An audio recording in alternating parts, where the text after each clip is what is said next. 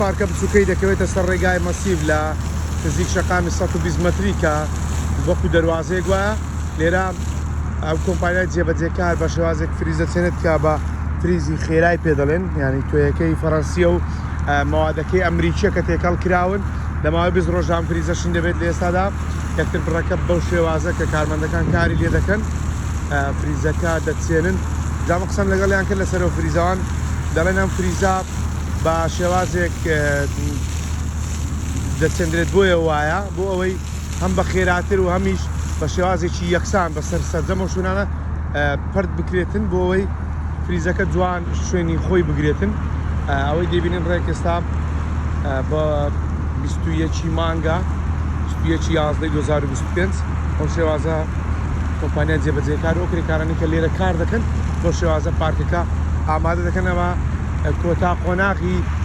چاکردنی ئەم یەکتر بڕێ یاخودم دەواازەی شەقامی مەسیفە لە نزیک یەک دەواازەی 120 مەتری